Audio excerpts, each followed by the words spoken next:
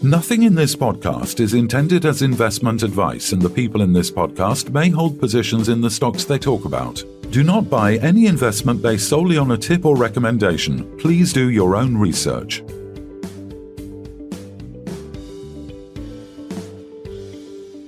Hello and welcome to the Midweek Takeaway. Today we're joined by Sapan Ghai, CCO of Sovereign Metals. Welcome back, Sapan. Thanks for having me, Phil. Great to be here. Yeah, have you had a good summer so far? It's been a busy summer. I think today's RNS probably culminates in a lot of that busyness. As you know, we've been doing the whole pilot phase as part of the optimization. So, even though August, most people are on the beach, we've continued smashing out those RNSs and letting everyone know all the good stuff that we're doing.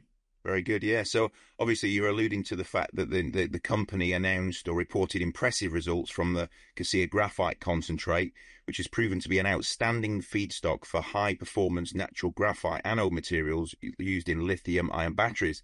The high-quality Coated Spherical Purified Graphite, CSPG, produced from Kasiya matches the performance of leading Chinese manufacturers, boasting first-cycle efficiencies between 94.2% and 95.8% and discharge capacities over 360 milliampere hours per gram. With its high purity, near-perfect crystallinity and low impurity levels, Kasiya offers a cost-competitive alternative to Chinese graphite. I guess this potentially means Sovereign is sort of one step closer to becoming a dominant supplier of premium cost-competitive natural graphite. Yeah, that's one way of putting it. Another way of putting it is what one of our investors called me up to tell me about this morning and said that they've put Sovereign in the category of category killer within the graphite industry. He's basically saying we are to graphite what Walmart is to the retail business in the US, right? So you are kryptonite, I think. You're trying to tell us you're Superman. Look, I think the gloves are off now with this RNS. We knew that Kasiya would work in a battery. We just didn't know how well. And the fact that it, is just as good as, if not better than the standard graphite that ends up in your Fords and your other electric vehicles, right? We're extremely happy with that. We're now in a position where we can tell the market Sovereign is going to be the largest and lowest cost producer of graphite. We're going to do it at the lowest carbon footprint, and that graphite is going to end up in the lithium-ion battery sector. Yeah. So I know you've had previous RNSs where you've gone, in Germany, I think there was where they were testing the graphite. So is this presumably the last sort of RNS in the puzzle for the qualities, or is there going to be further tests ongoing? Yeah, it is. Look, what we'll do now is take this graphite, give it to future customers, off-takers, etc., and let them do what they want with it, what they would do with our product if they were to buy it from us in the future, and come back and let us know just how good it is, essentially. Look, there's a number of hurdles that graphite has to get over from being in the ground to being in an electric vehicle or in a battery. And we have shown this year that we have matched and surpassed those hurdles every time. The purification, the spheronization, the coating, and now the electrochemical testing. The part that is probably missing, which we're working on now, is the continuous production of this graphite. And that will be something that comes out from this pilot phase that we're conducting on the ground. Yeah. So let's just drill down into that number, because I've sort of wondered what it means, this milliampere hours per gram. So what I can gather is that it's a measurement of the specific capacity, which indicates how much electrical charge, which is quoted in milliampere hours, which can be stored per gram of material. So a higher specific capacity means the material can effectively store more energy. Is that a fair summation? Yeah, that's a good way of putting it. I mean, like, what are the questions that you want to ask about a battery? Is it going to charge up? Is it going to dissipate energy? Is it going to do that over a long period of time? And how much of that energy is it going to dissipate? Essentially, that's what this workup is. So all this, PhD level electrochemistry that we've put in the RNS, just breaking that down, right? So the first cycle efficiencies of 94.2 to 95.8%, that just means that we will have a long battery life, right? That's what you got to take away from that. The initial discharge capacities means that we have a battery that will provide high levels of energy output, right? The per gram, though, which means it's more efficient in the sense that you can hold more store per gram, right? Correct.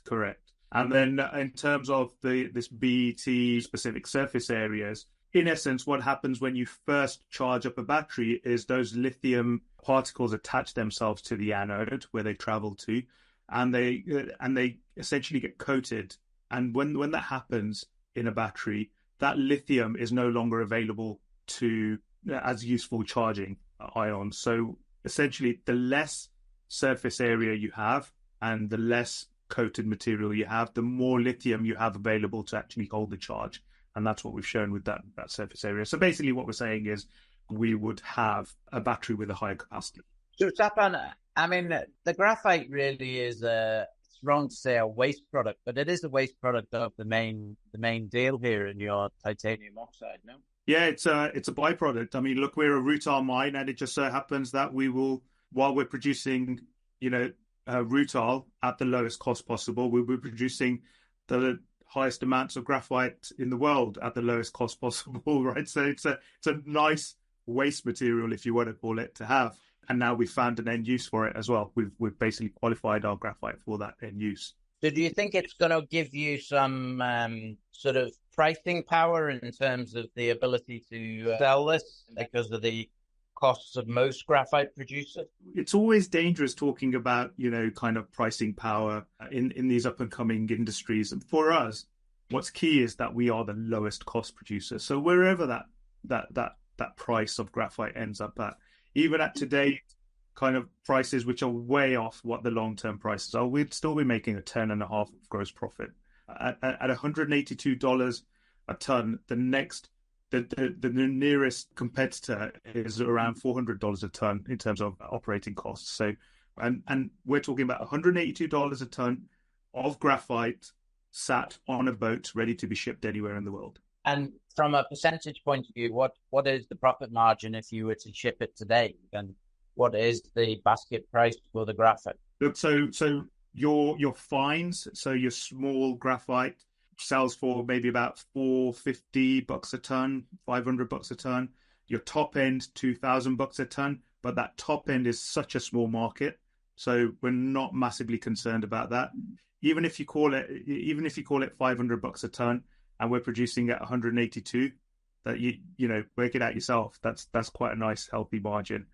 It's not as great as if it was 1,000, but it works for us. Yeah, absolutely. And I mean, do you see that the market is going to gather pace in terms of people's requirements for the graphite over the coming years, or as some people have said, the electric market stroke these type of batteries ultimately slowing down, as in people's expectations of how quickly they're going to be taken up? I think the take up of electric vehicles comes down to two things. Number one, cost, and number two, this whole range anxiety that consumers have.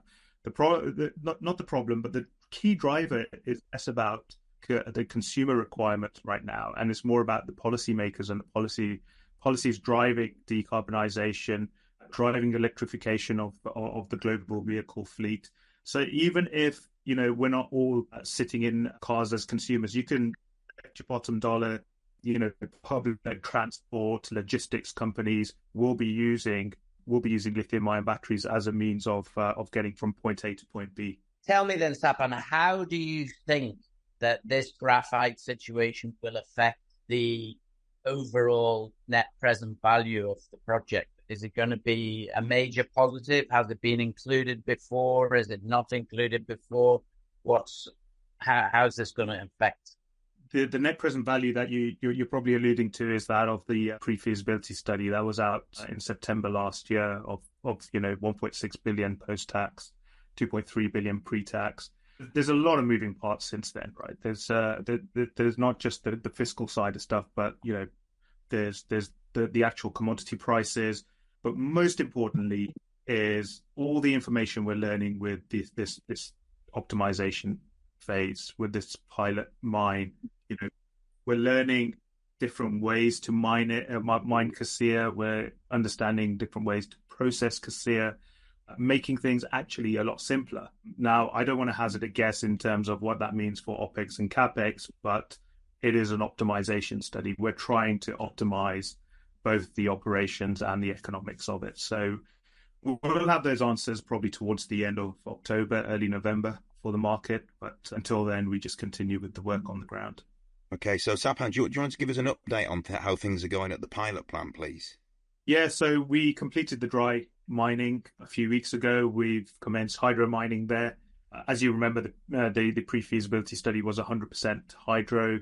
One of the key factors that we've been looking at is there a sweet spot combination of dry and hydro here? So the fact that we know that it can be dry mined, we are getting to a point of understanding what the hydro mining would look like. We'll hopefully be able to solve that problem in short order. Then, of course, if you've gone onto our socials recently, you saw that a spiral plant was delivered a few weeks ago. So that's being installed and commissioned. That should be up and running, hopefully, in the next couple of weeks. And we should be able to announce that to the market. And we'll be putting through the material that has been stockpiled at the test pit through that spiral plant and see what it does. And if all goes to plan as it has done on a bench scale, then on a pilot scale, it should follow suit, and we should have some product on the back end, both graphite and rutile, at which point we'd then put that process material back into the pit, as well as material that was just mined and then put back to better understand the rehabilitation, the tailings, the revegetation. One of the key things we want to do with this pilot is A, understand, and B, demonstrate to local communities that once we've mined a specific area, we've taken the rutile out, we've taken the graphite out, we've put everything else back where it was, that the vegetation properties, this is farmland, this is subsistence farming land. So we want to make sure that the local communities understand that land will be just as good as, if not better, quality for farming than when we first mined it. Yeah. And how supportive are the sort of locals and the farmers when you're out there? What is the feeling towards the staff of Sapan? I know there's been a lot of pieces where you've done a lot of work with the locals, with the farmers, etc. And so just talk us through the atmosphere you get from them. Yeah, so two things we did earlier this year. We brought on board an ESG officer, and that's Marco da Cunha. He was one of the ESG leads for Rio Tinto at the Simandou iron ore project in Guinea. Kasiya is by no means the size and scale of Simandou, which is like Africa's largest mining and infrastructure project, full stop. But having that expertise has been very helpful. The other thing we did was we brought on a social team, and that's the same team that helped do a lot of the social and community work for First Quantum in Zambia and for Randgold in the DRC. So they're veterans at it. They know what they're doing. They are, tier one guys for this tier one project. They've already introduced conservation farming programs for those farmers whose land we will be mining on. And we've already shown that we can provide them with enough training that we can triple, quadruple, quintuple their crop yields. So they're pretty happy with what we've shown them so far. And there's also been upgrades to the railway, hasn't there? I think they were underway, and that runs through the Kasiya project. So just tell us how things are going in terms of the construction, etc. Yeah, so that's all being done by the government and should be all completed by the end of this year. We are very, very lucky in that the rail actually touches the southern tip of the Kasiya deposit. So in terms of from where we are envisaging the plant to getting our product onto the rail is only about 6 kilometers. So that would be a very small spur line. It would cost us less than $10 million to put into place. And that would connect us to Nacala, which is Africa's deepest water port, and is a big port with enough port handling capacity for us to get a product onto any vessel or any end terminal around the world. What I was going to ask, the direct question, just put you on the spot again, was so when's Rio going to make you an offer? Look, the way we are working is this is a sprint. Because Rio, yes, is a strategic investor, and they have gone up to 19.8% and have just elected to move to 19.9%. of the project. They have been providing us with technical and marketing expertise. We do have a technical committee made up half of Rio and half of Sovereign. So a lot of their input is going into, for example, this optimization study that we're conducting. But this is a Sovereign deposit, and it's a Sovereign project, and it's Sovereign that holds the keys and holds the cards and continues to move this forward. So I want you to then give your reply to what Rick Rule said to us when we interviewed him just a few days ago, where he basically said, well, I think because Rio is involved, it's going to limit my upside. Retort, please. Look, I'm a big fan of Rick's, but what I will say to that is a limited upside is always better than a potential downside. I guess is the key. But, I don't see an upside as being limited. The only limit to the upside here really is the economics of the project. And I don't mean in terms of an MPV or a takeout or any of those. This project would be producing, close to $500 million of gross profit a year for at least a quarter of a century, if not half a century. I mean, it would be the largest producer of two critical minerals. It will be the lowest cost producer of both those minerals. The fact that we have a investor like Rio on board speaks volumes to the project and its quality, I think, more than anything else.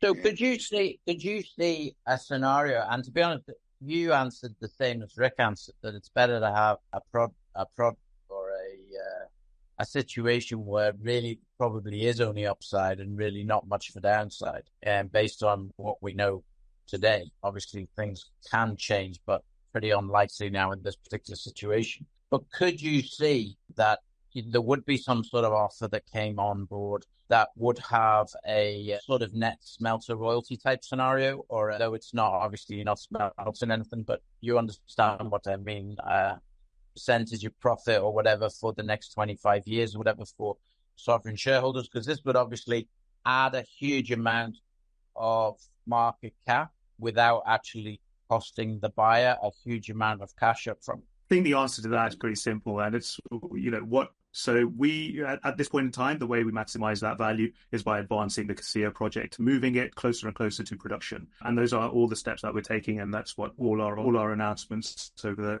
last 12 months have indicated, that each month has been a bit of a quantum shift in moving Kasiya forwards to production. And we're just going to continue doing that. Now, if Rio or any other third party was to come along and give us another option of maximizing value for our shareholders, we'd consider it. And if we thought it was worthwhile, we'd put it out there. But it's not something that we're going to speculate or opine on now. Well, our job is pretty simple. It's moving this thing forwards, and hopefully the market understands the inherent value of Kasiya. Okay, well, not answered. Tremendous. No, but I understand you can't answer it. Well, but it also makes me think about the many possibilities that are available in terms of this, including you guys taking this all the way yourselves. It's not beyond the bounds of possibility that happens, though possibly it's stacked against you in terms of the ability of said major to want, as you said, $500 million a year on its bottom line, which would be very nice for the next foreseeable future, basically, because this project could work for the next 50 to 75 to 100 years. So if they're looking long term, which most majors want revenue and profitability for the long term, so they can pay those nice juicy dividends, this is exactly what they're going to be after. If you're running Kasiya, you basically locking in a market leader position in the titanium industry, the titanium feedstock industry, and the battery mineral space. So it's not a bad place to be. Yeah, absolutely. Okay, well, we wish you luck, and I'm sure we'll get more and more news as time goes by, and see how this plant's coming along and how the productions are coming along. Brilliant. Thanks, gents. Sapan Ghai, CCO of Sovereign Metals. Thanks very much for your time. This podcast was brought to you by Roast PR Limited. If you would like to appear on a future episode of The Sunday Roast, please email admin@thesundayroast.net.